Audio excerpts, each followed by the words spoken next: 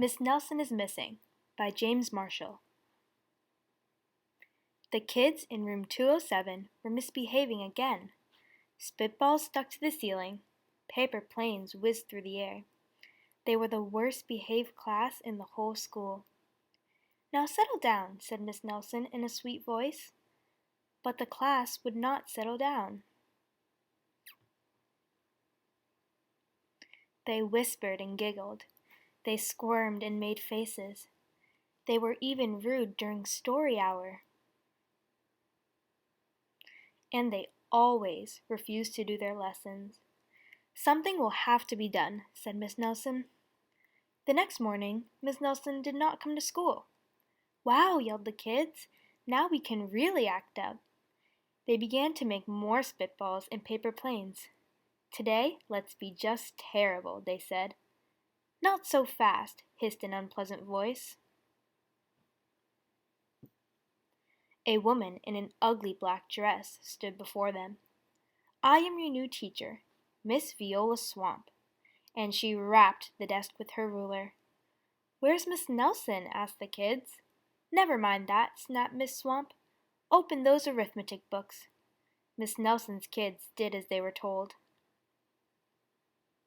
They could see that Miss Swamp was a real witch. She meant business. Right away she put them to work, and she loaded them down with homework. "We'll have no story hour today," said Miss Swamp. "Keep your mouth shut," said Miss Swamp. "Sit perfectly still," said Miss Swamp. "And if you misbehave, you'll be sorry," said Miss Swamp. The kids in room 207 had never worked so hard. Days went by and there was still no sign of Miss Nelson. The kids missed Miss Nelson. "Maybe we should try to find her," they said. Some of them went to the police. Detective McSmog was assigned to the case. He listened to their story. He scratched his chin. He said. I think Miss Nelson is missing." Detective McSmog would not be much help.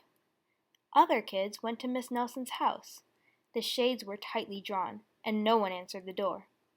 In fact, the only person they did see was the wicked Miss Viola Swamp coming up the street. "If she sees us, she'll give us more homework."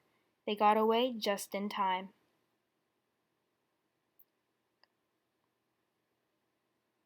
Maybe something terrible happened to Miss Nelson. "Maybe she was gobbled up by a shark," said one of the kids. But that didn't seem likely. "Maybe Miss Nelson went to Mars," said another kid. But that didn't seem likely either. "I know," exclaimed one know-it-all. "Maybe Miss Nelson's car was carried off by a swarm of angry butterflies." But that was the least likely of all. The kids in room 207 became very discouraged. It seemed that Miss Nelson was never coming back, and they would be stuck with Miss Viola Swamp forever. They heard footsteps in the hall. "Here comes the witch," they whispered. "Hello, children," said someone in a sweet voice.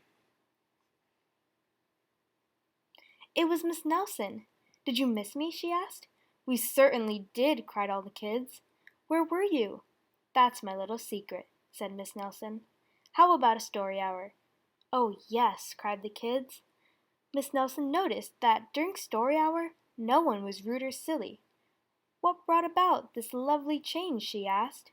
"That's our little secret," said the kids. Back home, Miss Nelson took off her coat and hung it in the closet, right next to an ugly black dress. When it was time for bed, she sang a little song. "I'll never tell," she said to herself with a smile. P.S. Detective McSmog is working on a new case. He is now looking for Miss Viola Swamp.